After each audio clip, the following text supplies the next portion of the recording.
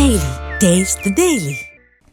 కాంగ్రెస్ ప్రభుత్వం స్నాచర్లలో వ్యవహరిస్తోందన్నారు BRS working president KTR. Maulana Abdul Kalam college 50 ఎకరాల భూమిని కాంగ్రెస్ ప్రభుత్వం వెనక్కి లాక్కోవడం దారుణమన్నారు. సెంట్రల్ యూనివర్సిటీ భూములను లాక్కునే ప్రయత్నం చేస్తే సుప్రీంకోర్టు ఆదేశాలతో అడ్డుకుంటామన్నారు. ఇక బీఆర్ఎస్ అధికారంలోకి వచ్చాక లాక్కున్న భూములు తిరిగి ఇస్తామని కేటీఆర్ అన్నారు. సినిమాల్లో టీవీల్లో సీరియల్ కిల్లర్లను చూస్తుంటాం. అట్లాగే ఈ కాంగ్రెస్ ప్రభుత్వం ఎట్లా ఉందంటే సీరియల్ స్నాచర్ వీళ్ళు. ఇది మొదటిది కాదు, ప్రభుత్వ భూమి వీళ్ళు లాక్కునే ప్రయత్నం చేస్తున్నది. మీకు గుర్తుండాలి, ప్రొఫెసర్ జయశంకర్ గారి పేరు మీద ఉన్న వ్యవసాయ విశ్వవిద్యాలయం నుంచి 100 ఎకరాల స్థలాన్ని తీసుకున్నారు. అక్కడ విద్యార్థులు మొత్తం పోరాటం చేసినా, ఆందోళన చేసినా, వారి ఉద్యమాన్ని అణిచివేసి 100 ఎకరాలు తీసుకుని అక్కడ హైకోర్టు కడతామని చెప్పి ప్రభుత్వం వారు ఆనాడు కూడా స్వాధీనం చేసుకున్నారు.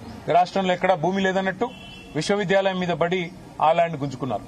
ఆ తర్వాత హైదరాబాద్ సెంట్రల్ యూనివర్సిటీలో కూడా ఇదే రకమైన రియల్ ఎస్టేట్ దందా, ఇదే రకమైన రియల్ ఎస్టేట్ వ్యాపారం అక్కడ కూడా చేసే ప్రయత్నం చేసి 400 ఎకరాలు అక్కడ యూనివర్సిటీ భూమిని కూడా తీసుకునే ప్రయత్నం చేస్తే చివరికి సుప్రీంకోర్టు చీఫ్ జస్టిస్ ఆయన స్వయంగా బీఆర్ గవాయి గారు, ఆయన గ్రీన్ బెంచ్ కూడా ఆయనే చూస్తారు కాబట్టి సువమోటోగా ఆయన తీసుకుని ఆదేశాలు ఇచ్చేదాకా వీళ్ళు ఇక్కడ రాష్ట్ర ప్రభుత్వం పట్టించుకోలేదు, కేంద్ర ప్రభుత్వం కూడా పట్టించుకోలేదు.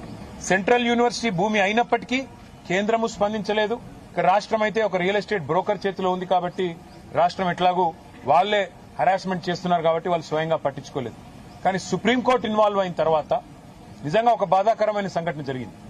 సుప్రీంకోర్టు ఇన్వాల్వ్ అయ్యి ఒక సెంట్రల్ ఎంపవర్డ్ కమిటీని వేసిన తర్వాత ఆ కమిటీ చెప్పింది స్పష్టంగా 10,000 కోట్ల కుంభకోణం ఇందులో జరిగింది, దీన్ని విచారించండి అని కేంద్ర ప్రభుత్వానికి సిఫారసు చేసింది సెంట్రల్ ఎంపవర్డ్ కమిటీ.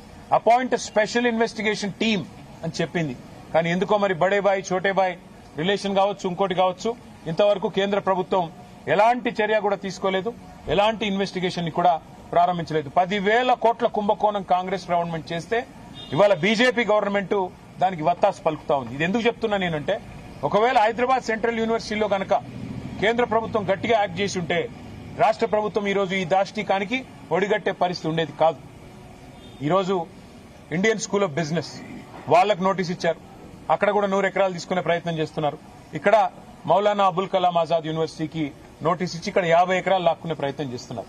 ఇది ఒక రియల్ ఎస్టేట్ బ్రోకర్ వ్యవహారం మాదిరిగా ఈ ప్రభుత్వం పనితీరున్నది తప్ప విద్యా సంస్థల్ని, విశ్వవిద్యాలయాల్ని ముందుకు తీసుకుపోవాలన్న సోయి గాని ఇంగితం గానీ లేదు. కాబట్టి మనం చూస్తూ ఉంటాం సినిమాల్లో టీవీల్లో సీరియల్ కిల్లర్లను చూస్తుంటాం. అట్లాగే ఈ కాంగ్రెస్ ప్రభుత్వం ఎట్లా ఉందంటే సీరియల్ స్నాచర్ వీళ్ళు. ఇది మొదటిది కాదు, ప్రభుత్వ భూమి వీళ్ళు లాక్కునే ప్రయత్నం చేస్తున్నది.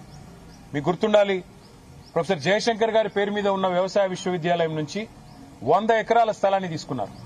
అక్కడ విద్యార్థులు మొత్తం పోరాటం చేసినా, ఆందోళన చేసినా, వారి ఉద్యమాన్ని అణిచివేసి 100 ఎకరాలు తీసుకుని అక్కడ హైకోర్టు కడతామని చెప్పి ప్రభుత్వం వారు ఆనాడు కూడా స్వాధీనం చేసుకున్నారు.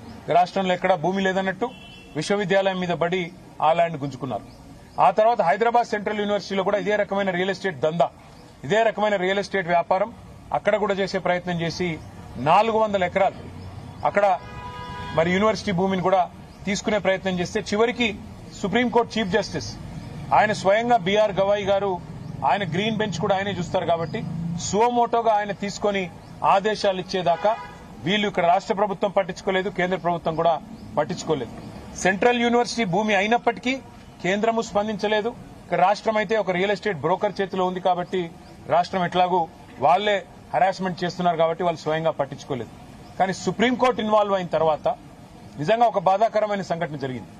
సుప్రీంకోర్టు ఇన్వాల్వ్ అయ్యి ఒక సెంట్రల్ ఎంపవర్డ్ కమిటీని వేసిన తర్వాత ఆ కమిటీ చెప్పింది స్పష్టంగా 10,000 కోట్ల కుంభకోణం ఇందులో జరిగింది, దీన్ని విచారించండి అని కేంద్ర ప్రభుత్వానికి సిఫారసు చేసింది సెంట్రల్ ఎంపవర్డ్ కమిటీ.